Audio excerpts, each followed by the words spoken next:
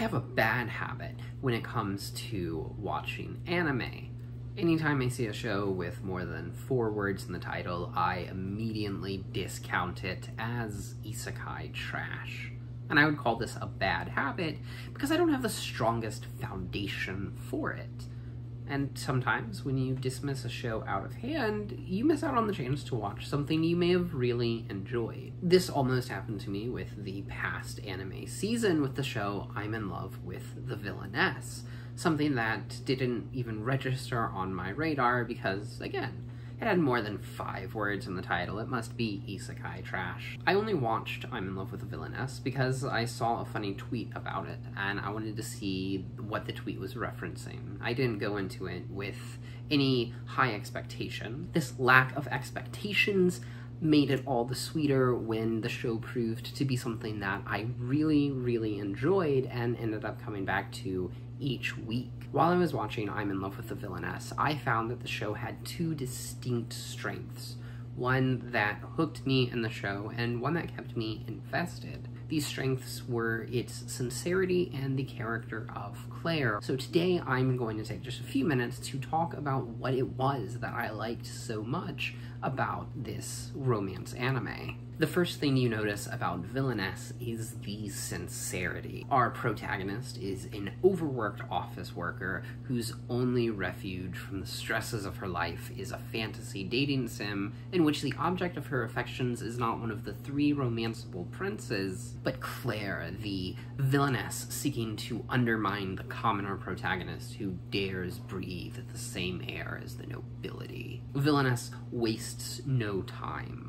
Our protagonist is isekai'd within 90 seconds of the show starting. No truck-kun, no extravagant explanation about her life. We learn only the barest details, little more than what I just summarized, before our protagonist is off to her fantasy world, living as the game's protagonist, Ray Taylor. Ray never questions the situation she finds herself in, instead leaping to the most important task at hand: romancing Claire. Ray does anything to be near Claire, going so far as using her knowledge of the fantasy world to blackmail her very powerful father into giving Ray a position as Claire's maid. Ray is overjoyed at seeing her love in the flesh. She loudly, flamboyantly, and often proclaims her love for Claire, and it generally brings an incredible amount of sincerity and joy to these opening episodes. This is what really hooked me in the show, seeing just how much fun it had leaping at its premise. But I do think that the star of the show is the villainess, Claire. She's the character that kept my interest and kept me watching the show after the initial sincerity and joy got me hooked. Claire wants nothing to do with Ray, for a couple of different reasons. They have a very hot-cold dynamic that can get a little bit pushy on Ray's part, but the 2 characters also serve as excellent foils to one another. Watching the relationship grow is a lot of fun, which is good, because it is the point of the romance anime, but Claire's character is what really kept me entranced, and watching her specifically grow is some of the best character work in the show. The reason I liked Claire's character so much is because I found her to be a very interesting spin on one of my favorite character archetypes: the naive character. The foundation of a naive character is a sense of ignorance, but that ignorance must be born of innocence. Naive characters often have a very idyllic outlook on life that makes it very easy for others to take advantage of them. Their character arcs are often positive arcs that move them away from naivete towards knowledge or wisdom, though this usually comes at the cost of their innocence. The archetype can manifest in a lot of different ways, and the arcs can go in many directions, but I found Claire to be a particularly interesting example because she wasn't that positive of a person from the outset, but she is still genuinely innocent in a way that I will examine further. A lot of Claire's personality comes from her upbringing and also some of the social issues that the show addresses. Claire is a noble, her family is rich, powerful, they matter to the crown, and she never lets you forget it. She is classist and snobby and snarky and narcissistic, a queen bee and a rich girl in all the worst ways possible. As we get to know Claire, it becomes apparent that she is not as cruel a character as the title of Villainess might suggest. She's certainly petty and talks a lot of shit, but when somebody suggests that she dump hot water on Ray to get rid of her, Claire balks at the idea of hurting another person, though she's not afraid to dump some tea on a couple of passing homophobes. Claire is a caring person. Her friends do matter to her, and she will stand up to them. Her biggest foible is the classism, which a lot of these other negative character traits can be derived from. As one would expect with a naive character, a lot of this stems from her upbringing. She spent a lot of her childhood alone in a vast, empty mansion filled with servants who were paid to comply with her whim. This would only serve to reinforce the idea that Claire, as a noble, was inherently better than the commoners around her because, from her perspective, the perspective of a young child, they existed to serve her. This is the epitome of a sheltered childhood. Until Claire came to the school, she likely had little to no contact with the outside world. Just this tiny little bubble in which the commoners were her servants, and she, the lonely child, commanding them.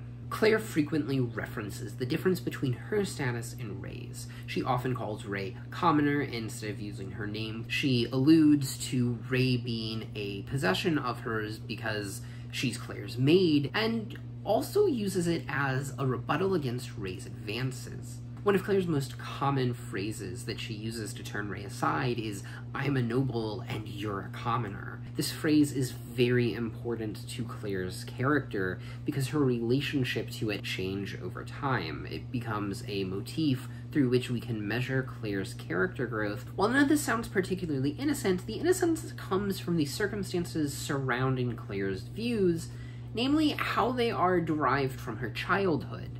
This is childlike innocence in the sense that she had a very sheltered upbringing and she didn't have a chance to experience enough of the outside world to form her own opinions or consult any differing opinions that would go against the biases of what her parents taught her. Claire was taught that her status as a noble gave her an inherent worth that the commoners could never achieve, that the commoners were lesser, and that any commoners who dared think of something as grand as equality were greatly stepping out of line. These views are shaken throughout the show. The school becomes the place where Claire is introduced to the world at large, where she is introduced to these clashing ideals that don't fit with what she was raised with. And as these views change, as Claire is challenged, we see her grow towards a kinder person. By the time we reach the end of the season, that phrase that was her mantra against Ray, "I'm a noble and you're a commoner," has gone from a bastion behind which she makes her valiant stand to more of a cage. The more Claire utters it, the less certain she seems that it's a good thing, that this relationship could never work. And the phrase is true.